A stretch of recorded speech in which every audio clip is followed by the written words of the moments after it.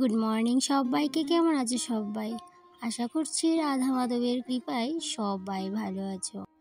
আজকে না একটু তাড়াহুড়ো করেই সমস্ত কাজবাজ করতে হবে, কেন কি একটু বেরোতে হবে। তাই জন্য একটু চটপট করে ঘর দুয়ারের সমস্ত কাজবাজ করে নেব। এই তো সকালবেলা উঠেই রান্নাঘরের সমস্ত কাজবাজ সেরে নিয়েছি, তারপর চা রুটি খাওয়া হলো। কিন্তু চায়ের বাসন কিচ্ছুই ধোয়া হয়নি, রান্নাঘরটাও গুছানো হয়নি। এদিকে সোজা চলে আসলাম টাকাগুলো গুনতে। এই যে টাকাগুলো গুনা হচ্ছে, সেগুলোর মালিক কিন্তু আমি না। কেন বলো তো? এই টাকাগুলো হচ্ছে আমাদের এসএসজি গ্রুপ মিটিংয়ের। কারণ আমাদের প্রত্যেক মাসেই কিন্তু এক একজন করে ব্যাংকে গিয়ে টাকা জমা দিতে হয়। তো সেই মোতাবেক এই মাসে ব্যাংকে টাকা জমা দেওয়ার দায়িত্বটা আমার উপরেই পড়েছে। তাই জন্য সকাল সকাল কত টাকার নোট আছে সেগুলোকে গুনে গুনে লিখে নিচ্ছিলাম, যাতে করে ব্যাংকে গিয়ে চট করে টাকাটা জমা দিয়ে দিতে পারি। তো টাকার হিসাবটা মেলানোর পর জোর কদমে কাজে লেগে পড়লাম। তো আগের দিনের ভিজা কাপড়গুলোকে রোদে দিয়ে সোজা চলে আসলাম রান্নাঘরের পাশের রুমটায়। বিছানাটাকে সবার প্রথমে গুছিয়ে নিলাম, তারপর ঘরটাকে ভালো করে ঝাড় দিয়ে মুছে সোজা চলে আসলাম আবার রান্নাঘরের টুকিটাকি কাজ আছে সেগুলো সেরে নিয়ে রান্নাটাও করে নিতে হবে। কেন কি আজকে তো বৃহস্পতিবার, তাই জন্য তাড়াহুড়ো করে কাজগুলো করছিলাম। রান্নাবান্নাটাও কমপ্লিট করে নিয়েছি, আর রান্নাবান্নাটা আজকে আর তোমাদের সাথে শেয়ার করতে পারিনি।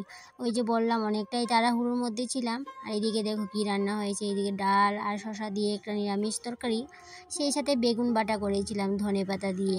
এদিকে দেখো তারপর রান্নাটা সেরে সোজা চলে আসলাম আবার এই ঘরে বেডশিটটা চেঞ্জ করলাম, করে ঘরটাকে ভালো করে মুছে নিয়েছি। তারপরে এই যে পুজো দিতে চলে যাব স্নানটা করে, তারপর ব্যাংকেও যেতে হবে, তাই জন্য কিন্তু আরও বেশি তাড়াহুড়ো করছিলাম।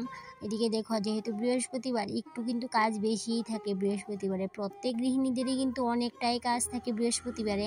এই যে দৌড়ে দৌড়ে কিন্তু সারাদিন কাজ করতে হয়। তারপর এই যে কাজগুলো শেষ করে গিয়েছিলাম ব্যাংকের কাজটাও শেষ করলাম। তারপরে বাড়ি এসে বিকালে টিউশনটাও সেরে নিয়েছি। যতই যা করি না কেন সময় মতো টিউশনটা ঠিকই করতে হয়। একজন গৃহিণী হয়ে একটু কষ্ট করি বলেই কিন্তু মাস শেষে 2 টাকা ইনকাম করতে পারি। সংসার সামলে যেই টাকাটা উপার্জন করি, মাস শেষে সেই টাকাটা খরচ করার সাহসটা পর্যন্ত আমার নেই। কেন নেই বলো তো?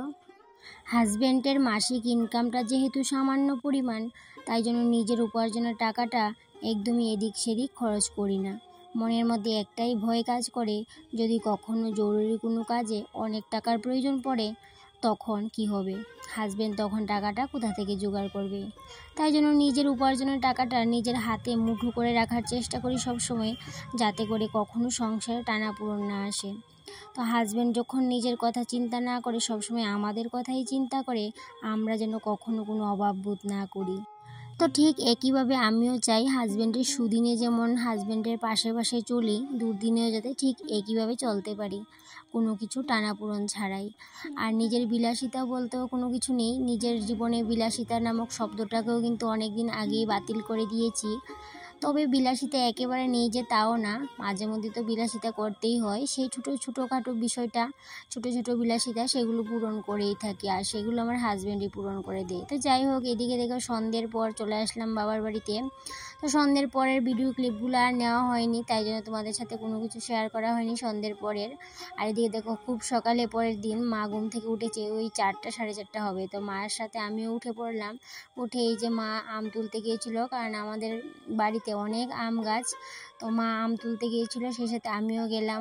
তো মা এদিকে আম তুলতে তুলতে পিসি গোবর ছড়া দিয়ে দিয়েছিল বাড়িতে। আর গ্রামের বাড়ি যেহেতু গোবর ছড়ার নিয়মটা তো কিন্তু একদমই প্রতিদিন পালন করা হয়, কিন্তু আমরা সবসময় কিন্তু পারি না, কারণ গোবরের যেহেতু অভাব, তাই জন্য সবসময় গোবরের ছড়াটা বাড়িতে দিতে পারি না। কিন্তু আমার বাবার বাড়িতে সবসময় গোবর ছড়া দেওয়া হয়। আর এই যে গ্রাম্য টিফিন তো দেখতেই পেলে, সকালের আম মুড়ি নিয়ে নিল মা আর কাকিমুনি মিলে। তো যাই হোক, এরপর দেখো বাবাকে বারান্দাতে বার করা হয়েছে, আর বাবা একটু বসেছিল চেয়ারে, সেই সাথে অনেকটাই বৃষ্টি নেমেছে। আর সকালবেলায় কিন্তু চলে আসতে চাইছিলাম, কিন্তু বলল সকালে যাস না, একটু কাজ আছে, তাই জন্য সকালে থেকে গেলাম। আর এদিকে বাইরে এত বৃষ্টি হচ্ছে, আর এদিকে ঘরে কিন্তু সবাই আছে, আজকে অনেকটাই বৃষ্টি হচ্ছে। তো ছোটো ভাইও আজকে বাড়িতে, বড় ভাইও বাড়িতে, সবাই আছে। কারণ একটু পর একটা মিটিং করা হবে, সেই জন্য কিন্তু সবাই আজকে বাড়িতেই আছে। না হলে কিন্তু একদমই সবাই বাড়িতে থাকে না। এই ছোটো ভাই যদি বের হয়ে যায়, বড় ভাই বের হয়ে যায় যার যার কাজে। তো এদিকে দেখো আজকে সবাই বাড়িতে আছে, আর আমাকেও ডাকা হয়েছিল সেই জন্যই, এই মিটিংটার জন্য। তাই জন্য সন্ধেবেলায় বাবার বাড়িতে গিয়েছিলাম। তো কোন বিষয় নিয়ে মিটিং করা হবে সেটাও তোমাদের সাথে শেয়ার করব। সেটা হচ্ছে এই যে আমার বোন দেখতে পাচ্ছ, ও বোনের বিয়ের কথা হবে, কারণ কি ছেলে পক্ষকে আসতে বলা হবে। সেই জন্য ভাবলো সবাই মিলে একটু কথা বলে নিই, তাই জন্য মিটিংটা আজকে এই যে বসা হবে সবাই মিলে। তো যাই হোক, এদিকে দেখো সকালের টিফিনটা খাওয়া হচ্ছে, আমি বৌদি বসে আছি, টিফিন খাচ্ছে, গল্প করছিলাম।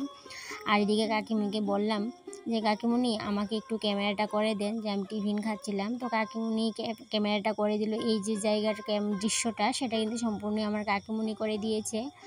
তো যাই হোক, যতটুকুই করেছে ভালোই করে নিয়েছে, তাই জন্য আর কাটকুট করলাম না, সবটাই দিয়ে দিলাম। যে কাকিমুনি রান্নাঘরটা দেখাচ্ছে, তো আমি ভাবলাম না, এই জায়গাটা কেটে ফেলে লাভ নেই, যতটুকুই দেখিয়েছে কাকিমুনি সবটাই তোমাদের সাথে তুলে ধরলাম। তো টিফিন খাওয়ার পর এদিকে রান্নারও আয়োজন চলছে।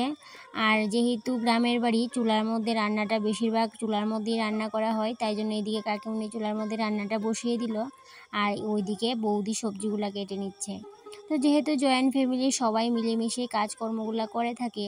আর এদিকে দেখো বৃষ্টি আসছে বলে আমি কাপড়গুলোকে তুলে নিচ্ছিলাম। সকালে তো অনেক বৃষ্টি হয়েছে, তো একটু সময় থেমেছিল, আবার কিন্তু 1 ফোঁটা 2 ফোঁটা করে পড়ছিল, তাই জন্য ভাবলাম যে কাপড়গুলোকে তুলে নিয়ে আসি। তো যাই হোক, আমার ভাইপুও আমার সঙ্গে চলে গেল কাপড়গুলো তুলতে। তো যাই হোক, কাপড়গুলো নিয়ে চলে আসলাম ঘরে। তারপর তো বাইরে প্রচুর বৃষ্টি হচ্ছে। আর এদিকে দেখো এই যে বিয়ের কথা নিয়ে সবাই বসে পড়লাম। এদিকে মা বসেছে, বাবা, এদিকে আমার ছোট ভাই, বড় ভাই, আমার হাজব্যান্ড, আমার কাকিমুনি, আমরা সবাই বসেছি, কথা বলছিলাম যে কখন ডেট ফিক্সড করা যায়, কোন মাসটা ভালো হবে। তো সেই সব বিষয় নিয়ে কথাবার্তা চলছিল। আর ছেলে পক্ষকে কবে আসতে বলা হবে সেটা নিয়েও কিন্তু কথা হচ্ছিল।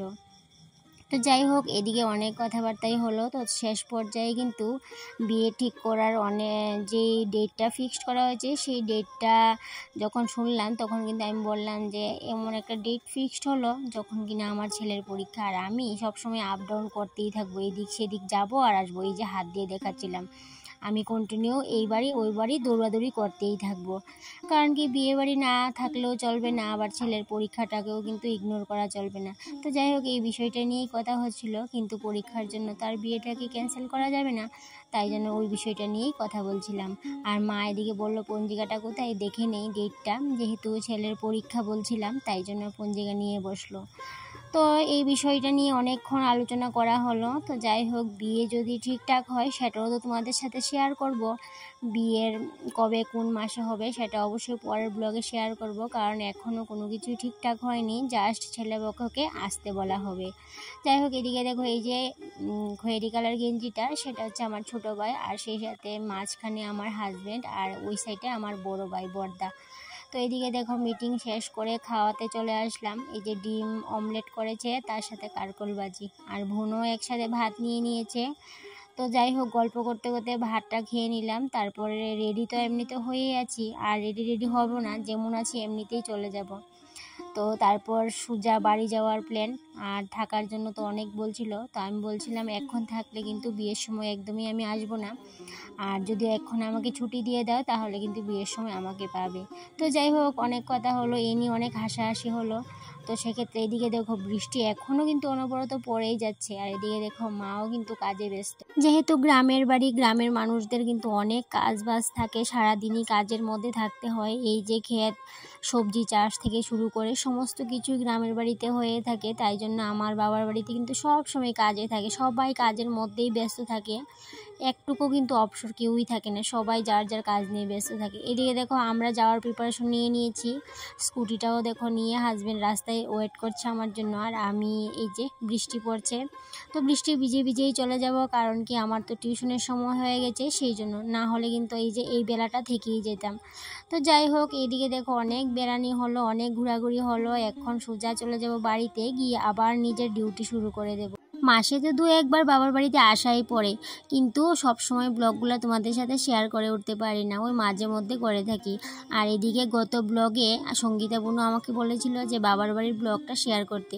ওর নাকি আমার বাবার বাড়ির ব্লগ দেখতে অনেকটাই ভালো লাগে, তাই জন্য বিশেষ করে আজকে আরও বাবার বাড়ির ব্লগটা শেয়ার করলাম। আর এদিকে দেখো সবাই মিলে আমাদেরকে বিদায় দিয়ে দিচ্ছে। এই যে মা আছে, এখানে কাকিমুনি আছে, তারপরে বোন আছে, ভাইপু আছে, সবাই মিলে বিদায় দিয়ে দিচ্ছে। আর আজকে কি হয়েছে বলো তো, এই যে বাড়িতে যেতে যেতে অনেকটাই ভিজে গেছিলাম, কারণ কি রাস্তাতে যখন গিয়েছিলাম, হাফ রাস্তা যখন আমরা চলে গেছিলাম, তখন এতটাই বৃষ্টি নেমেছিল কি বলবো, পুরো ভিজতে ভিজতে বাড়িতে গেলাম। তো যাই হোক, গিয়ে কিন্তু শরীরটা খারাপই করে নিয়েছিল, কারণ এই বৃষ্টিটা নাকি অনেকটাই খারাপ। আর এদিকে দেখো কথা বলতে বলতে ভিডিওর শেষ পর্যায়ে চলে আসলাম। আবারও দেখা হবে নতুন একটা ব্লগে। টাটা।